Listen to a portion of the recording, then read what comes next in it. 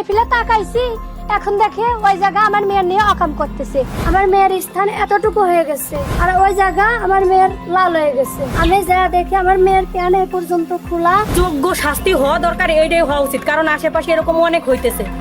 2 বছর ধরে ওই বাড়িতে আনে, কদিন 2-3 দিন পর পরই আনে, সাথে শারীরিক সম্পর্ক করছে। এই মেয়ের আমি কখনো দেখি নাই, চিনিও না, জানিও না। ও আমার উলঙ্গা ছবি করছে, ওরা ওর ছবি তুলছে, ভিডিও করছে।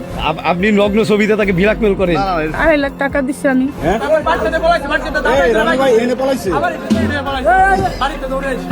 এদের বাড়িতে কখন আসছিলা? 9টায়। আর এরা তোমাকে আটক করে কখন? সকালে। আমি যাওয়ার কথা ওই ওয়াসাবের ডান্ডিটা থেকে টান দিয়েছে আর দেখো ডয়ারের মধ্যে আটক করেছে। দর্শক, পরকীয়া প্রেম এবং সেই ব্ল্যাকমেল করে বারবার তাকে ধর্ষণ।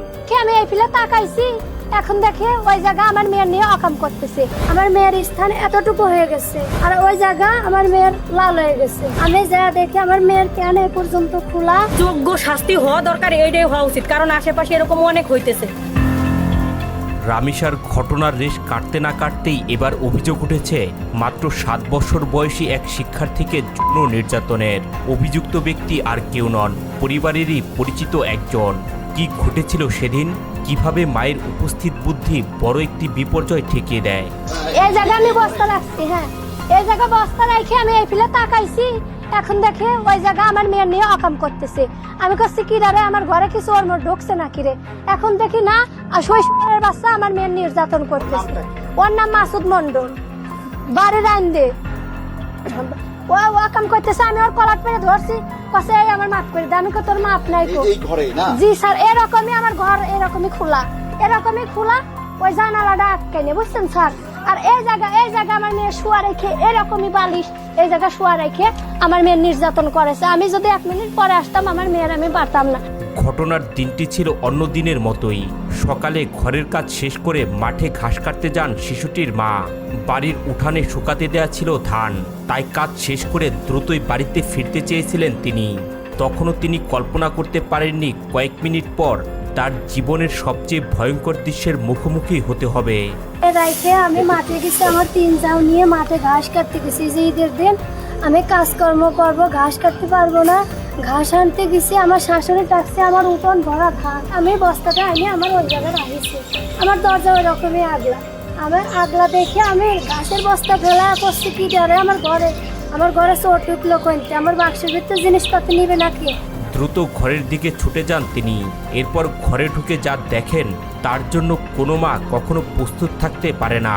তার অভিযোগ, ঘরের ভিতর তিনি দেখতে পান তার ছোট্ট মেয়েকে অসহায় অবস্থায়, এবং পাশে উপস্থিত ছিলেন তার ননদের জামাই মাসুদ।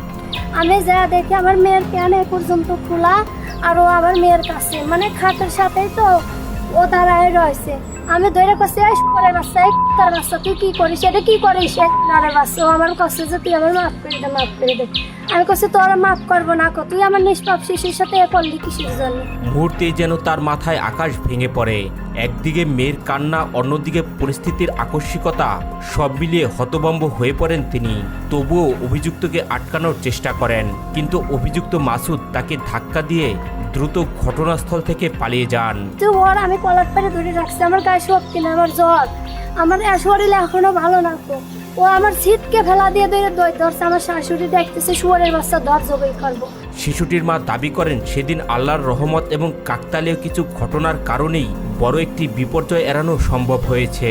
ও আমার মেয়ের মারি ফেলা দিত। আমি যদি আর 1 মিনিট পরে আসি আমার মেয়ের আমি পাই না। আমার যাও ননদ শাশুড়ির আমি আমার মেয়ের স্থান আমি দেখাইছি। আমার মেয়ের স্থান এতটুকু হয়ে গেছে, আর ওই জায়গা আমার মেয়ের লাল হয়ে গেছে। এখন আপনারা আমার বিচার করেন। আমার কে করছে? আমার নন্দী জামাই করছে। কি নাম? মাসুদ মন্ডল। ভুক্তভোগী পরিবারের অভিযোগ, অভিযুক্ত মাসুদ ঢাকায় রিকশা চালিয়ে জীবিকা নির্বাহ করে। কয়েকদিন আগে তিনি গ্রামে এসেছিলেন এবং আত্মীয়তার সূত্রে এই বাড়িতে অবাধ যাতায়াত ছিল তার। পরিচিত এবং আত্মীয় হওয়ার কারণে পরিবার তার প্রতি কোনো সন্দেহ করেনি। এখানেই থাকে যে এই ঘরে থাকে, এই ঘরে থাকার বদমাইশের বাচ্চা বদমাইশ আসে। ঈদের বুধবার মঙ্গলবারের দিন রাত্রেও আসে এই বাড়ি। কি করে? ও ঢাকা রিক্সা চালাই গ্যারেজে। শিশুটির মা জানান ঘটনার পর থেকেই তিনি এবং তার পরিবার চরম আতঙ্কের মধ্যে রয়েছেন। তার আশঙ্কা যে কোনো সময় অভিযুক্ত এবং তার সহযোগীরা তাদের ক্ষতি করার চেষ্টা করতে পারে। আমার স্বামী নেশা করে রাত বাড়ি আসে না, কখন আমার মারি হেলা দিবি, আমার এর কোনো গ্যারান্টি নাই। আরও উদ্বেগজনক বিষয় হলো বিষয়টি আত্মীয় স্বজন এবং গ্রামের প্রভাবশালী ব্যক্তিদের জানানো হলেও তারা বিভিন্নভাবে বিষয়টি ধামাচাপা দেওয়ার চেষ্টা করছে। এমনকি তার স্বামী এবং শাশুড়ির পক্ষ থেকেও বিষয়টি নিয়ে তাকে প্রকাশ্যে কথা না বলার জন্য চাপ দেওয়া হচ্ছে বলে দাবি করেন তিনি। আমার ফ্যামিলির আমি দেখেছি, আমার ফ্যামিলি আমার কোনো বিচার করে নাই। আমি আমার বাড়িরও কবার পাই না, কবার দেয় নাই। আমার এই বাড়ির ফ্যামিলি আছে, তারা আমার কোনো বিচার করে নাই। আমি মেম্বারের খবর দিয়ে হয়তো তারা নিষেধ করে দিয়ে আসছে, জানি না আমি অতটা। আমার কেউ কথা খবর দেয় না, আমার কাছে কেউ আসে না, আমার কিনারে কেউ কথা কয় না। সবাই আমার এরিয়া এরিয়া চলে। আমার কথা, আমার অন্যায়টা হয়েছে যদি 5 জন মানুষ এক জায়গায়, একবারের মানুষই 5 জন এক জায়গায় বসিয়ে যদি মীমাংস হইতো তাহলে তাও এটা কথা ছিল। ওরা তাও আমার বাবদে অ্যাকশন নেয় না। বইছিলেন না, বসার কথা ছিল, বইছিলেন না, ওনারা কিছুই করে নাই। মেম্বার কি বলছে? মেম্বার আসেই নাই। মেম্বার আর আমি খবর দিয়েছি, মেম্বার আমার বাড়ি আসে। মেম্বার কিছু জানাইছেন আপনি? হ্যাঁ, মেম্বার আমার শাশু মেম্বার আমার বাড়ি আসে নাই। মেম্বারের নাম কি? ঋতু মেম্বার। থানায় গিয়েছিলেন? না, আমি বাড়াবাড়ি পাইতেছি না, আমি এই বাড়িতে বাড়াবাড়ি পাইতেছি না। আচ্ছা, গ্রামটা কি বলেন? নিষেধ করতেছে কে? হ্যাঁ, নিষেধ ওরা মানে কেউ কোনো কথা কইতেছে না। ওরা কয় যে, আমি কই যে আমার স্বামীর কই যে আমি থাকবো না, তোর যাবো না, এই কাম করলে আমি এই সংসার করবো না। আর আমার শাশুড়ি কয় তুই চলে যা, আমার লাতিন থুয়ে যা। আমি কে কোন ধরনের কথা, আমি চলে যাবো, লাতিন থুয়ে যাবো, লাতিনের আবার অকাম করানোর জন্য থুয়ে যাবো। আমার স্বামী কয় যে এই করে, শালার বেটা শালা, তুই কথা বলে তোর মেরি হেলা দেবো। আমাকে কে মারবা? তুমি আমার এত প্রতিবাদ করো না, তুমি আমার নির্যাতন করো, আবার তুমি বনাই দিয়ে আমার মেয়ের নির্যাতন করাইতেছো কোন কারণে? আমার নিষ্পাপ শিশুর এটা তুমি বিচার করবা না? আচ্ছা, আমি তো 5 জন মানুষের কাছে এই কথা আমি কবার পাইতেছি না, আমার মেয়ের কথা, আমার একটু মেয়ের কথা। আমি তো আমার স্বামীর কাছেই কব। আমার স্বামীর কাছে কবার গেলে আমার স্বামী আমার সাথে রাগারাগি করে মারাধরা করবার চাই, কারণ কি? আমি এটার বিচার চাই, আমার বিচার করে দিয়ে যাবেন আপনারা। ও কয়েছে যে তোরা যা পারিস আমার তাই করে গা। ওরা আমার এটা বলেছে, বাচ্চার বাপ ভাই, ওরা বলছে যে মেডিকেল করে গা, মেডিকেলে যদি কিছু ধরা পড়ে তাহলে তোরা যা পায়, আমার ছেলে যদি ফাঁসি হয় ফাঁসি করে গা। ও কয় যে ওরা আমার যা পারে তাই করবেন। এখন 10 লাঠি 1 বোঝা, আপনারা যেটা ভালো মনে করেন। আমার শিশু বাচ্চার মরে যাচ্ছিল, আমি আর 1 মিনিট পরে আমি আর আমার শিশু বাচ্চার পাতাম না। আমি এটার বিচার চাই। স্থানীয়রা এই ঘটনার সুষ্ঠু তদন্ত এবং দোষী ব্যক্তির দৃষ্টান্তমূলক শাস্তির দাবি জানান।